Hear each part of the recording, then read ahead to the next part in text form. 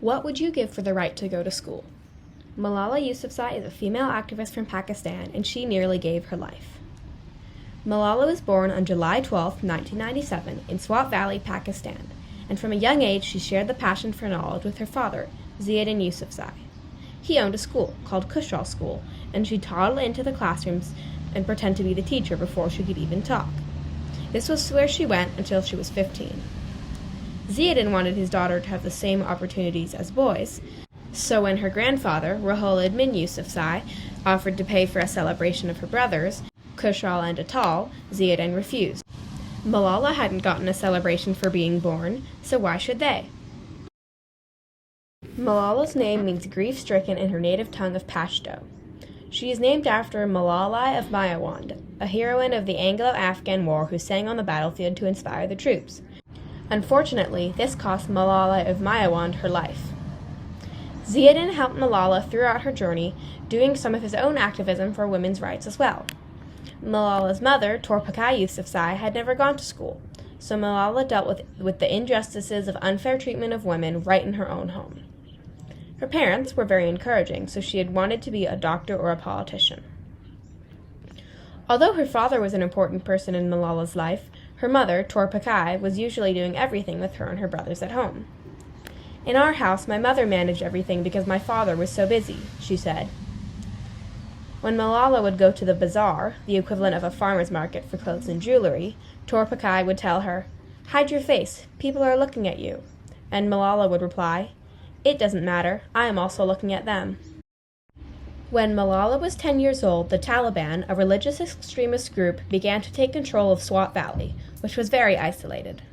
First, there was only the radio station, through which Maulana Fazlullah broadcasted about why only men should go to school, why they shouldn't shave, why people shouldn't dance, watch television, or listen to music, and why anyone who stood against him and the Taliban should die.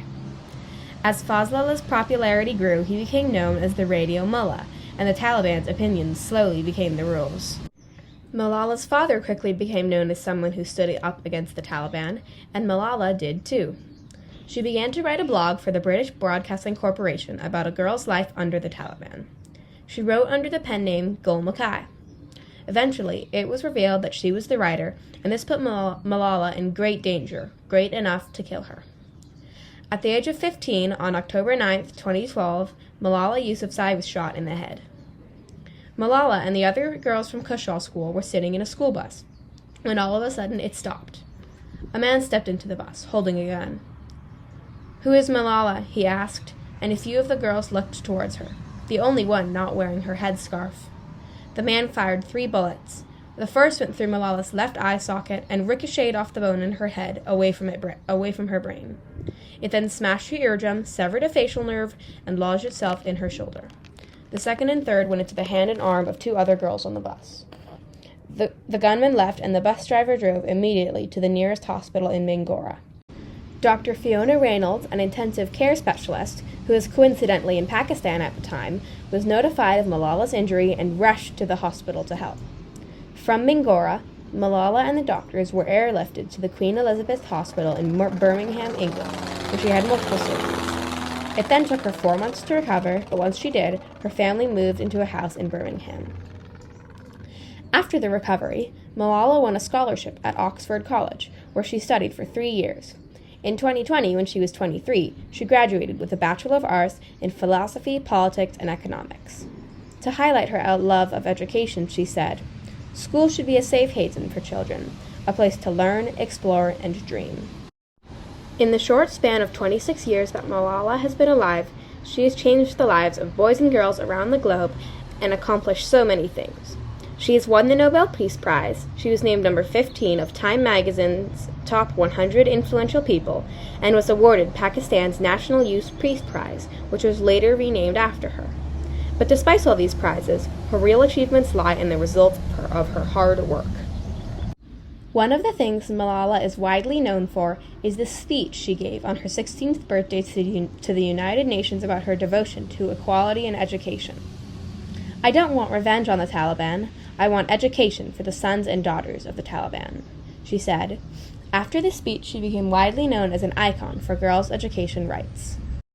Since Malala graduated college, she's been traveling the world, making speeches, and changing lives.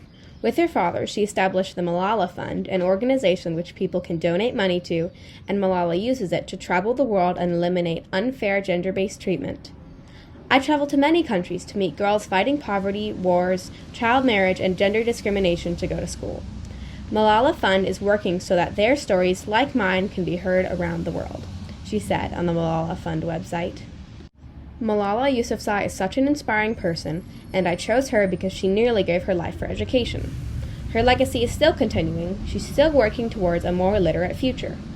In one of Malala's speeches, she said, "I don't want to be thought of as the girl who was shot by the Taliban, but the girl who fought for education." This shows that the real achievement is whether or not the problem you wanted to solve was solved, and whether or not you feel that you are a difference maker.